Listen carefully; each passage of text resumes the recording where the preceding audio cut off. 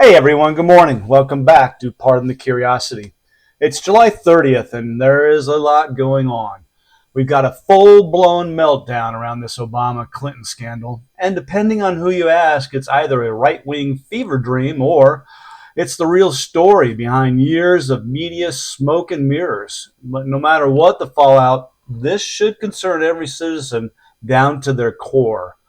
Then there's the Sydney Sweeney American Eagle ad, a denim campaign that somehow has triggered half of Twitter and kicked off a full-blown culture war.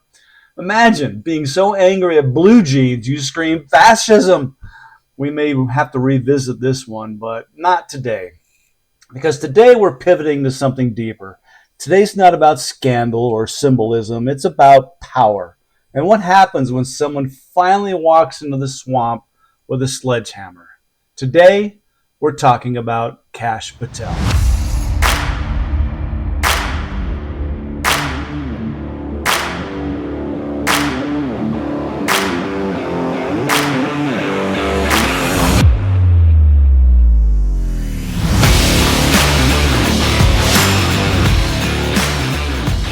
So I recently listened to the Rogan Patel podcast, and honestly, I was truly intrigued with the conversation. And as a result, I wanted to learn more about Kash. I mean, I didn't even know, but he didn't come from legacy wealth or even political royalty. He was born in Queens, raised in a blue-collar Indian immigrant household, who worked his way up the ladder, first as a public defender, then into the DOJ's counterterrorism unit, and eventually into the halls of House Intelligence. But it wasn't until about 2017 that his name started showing up in headlines. You see, that's when Patel became the lead investigator for Representative Devin Nunes.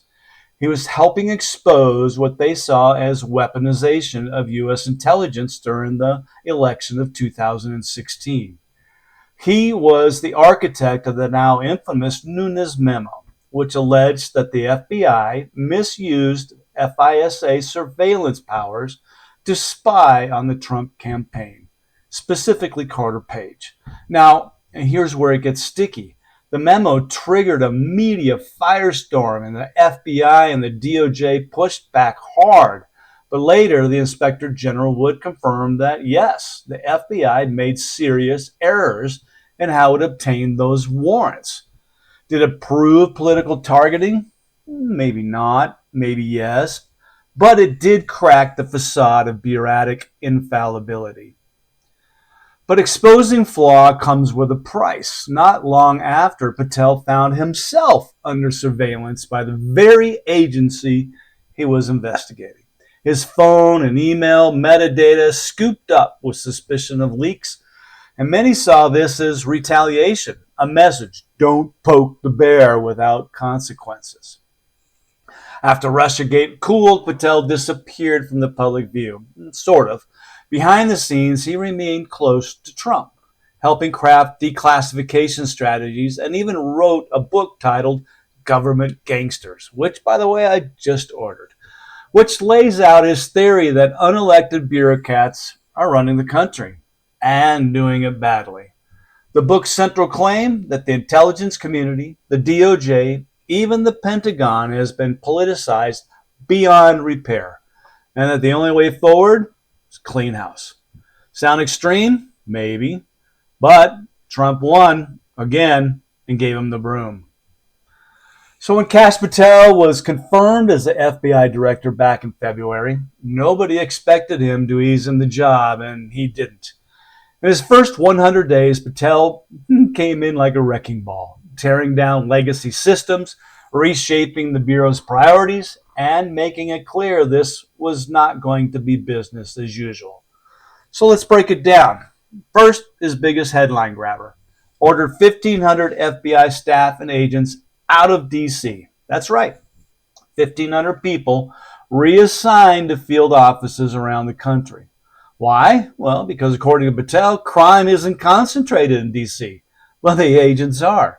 He called the Bureau's centralization a relic of swamp thinking. And critics, even some inside the FBI, couldn't argue with the math. Then came the culture shift. He launched a fitness overhaul inside the Bureau.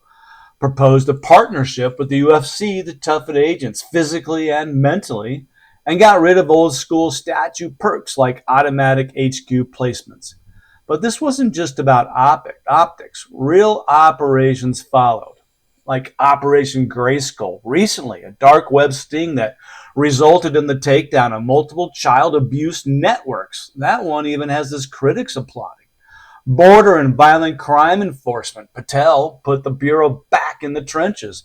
Under his watch, the FBI partnered with DHS and ICE to help deport over 18,000 undocumented criminals and target cartel-linked gangs operating in cities across the U.S. And crypto-terrorism crackdown. His task force disrupted a Hamas-linked cryptocurrency ring funneling money through anonymous platforms. This isn't just international finance, it's national security. But then we get things that are a little more controversial. He shut down the Office of Internal Auditing, the group that was overseeing FBI use of foreign surveillance tools like FISA 702. Critics say this strips away crucial oversight. Well, Patel argues it's being handled internally by the Inspection Division. But here's the twist. While some senior officials resigned or retired, claiming ideological shifts or political pressure, Patel told Joe Rogan that hundreds of rank-and-file agents have thanked him. They said, they came up to him and said, "We've been waiting for this. We've been asking for this for years." And that's no small thing. When leadership changes, people either resist or they rise. And it sounds a lot like the Bureau is ready to rise. And that wasn't enough to shake things up. Well, he brought in Dan Bongino, as his deputy. Together, these two are not just running the FBI, they're remaking it. So here's the bottom line. Patel didn't step in to maintain the status quo. He came to break it apart. So whether or not you agree with his methods, you can't deny he's moving fast and he's making changes that will echo long after his tenure ends. So the question now is, will it hold? Or will the institution push back harder than ever? So now we've seen it. In just 100 days, Patel has done more to reshape the FBI than most directors do in an entire term. Relocated agents, shut down oversight offices, taken down predators, disrupted terrorist finance, and brought in one of the most polarizing voices in America as his number two. It's not evolution. It's controlled detonation, an attempt to blow apart the old machine and build something new in its place. So now the question, are we witnessing a reckoning or just a rebranding of power? Is Patel the man to save the Bureau or political rot? Or is he repackaging it with a different flavor of bias? And when Bongino says, "I'll never be the same after what I've seen," you have to wonder, what exactly did he see? What's coming next, and how much of it are we even allowed to know? So look, this show exists to ask the questions you won't hear on cable, to follow the threads they tell you not to pull. And if that matters to you, tap the follow. Share this episode with one or more people who's ready to question things. And please leave a comment whenever you listen. Seriously, help us build this community of curious minds. I'm not here to preach. I'm just here to help poke holes in the narrative. So until next time, stay sharp, stay independent, and stay curious.